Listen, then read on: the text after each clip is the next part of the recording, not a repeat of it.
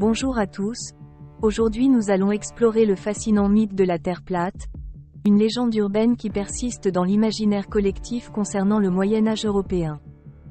Ce mythe est souvent dépeint à travers des épisodes historiques tels que le voyage de Christophe Colomb et le procès de Galilée, où l'on prétend que ces figures auraient défendu la sphéricité de la Terre contre des autorités favorables à la vision plate. Cependant, la réalité diffère de ces représentations fantaisistes.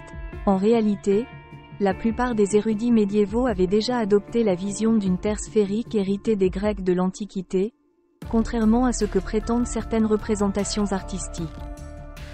Des experts tels que Stephen Jay Gould et les historiens David Seelenberg et Ronald Numbers affirment qu'il n'y a jamais eu de période obscure parmi les lettrés médiévaux concernant la connaissance de la sphéricité de la Terre.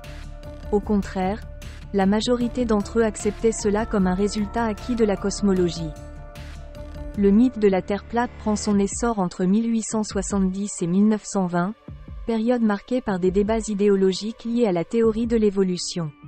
Des auteurs comme John William Draper, Andrew Dickson White et Washington Irving ont joué un rôle majeur dans la popularisation de cette idée.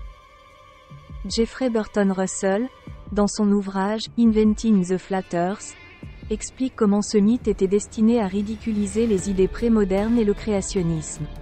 Des intellectuels du XIe siècle ont contribué à façonner cette vision pour des motifs idéologiques, mettant en lumière un conflit supposé entre science et religion.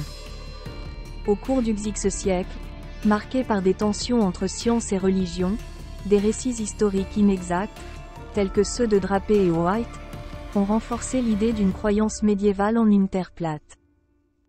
Les historiens identifient certains facteurs ayant contribué à la naissance et à l'acceptation du mythe. Des intellectuels anticléricaux, tels que Leutron et Mantel, ont alimenté l'erreur de la Terre plate. Le conflit entre science et religion du XIe siècle a également influencé cette idée. Malgré les réfutations historiques, le mythe de la Terre plate persiste dans la culture populaire et certains manuels scolaires, même au XXIe siècle, soulignant l'importance de remettre en question ces idées préconçues. En conclusion, le mythe de la Terre plate est un exemple fascinant de la façon dont les idées fausses peuvent persister à travers les siècles. Il nous rappelle également l'importance de l'exactitude historique pour une compréhension précise du passé. Merci de m'avoir écouté aujourd'hui.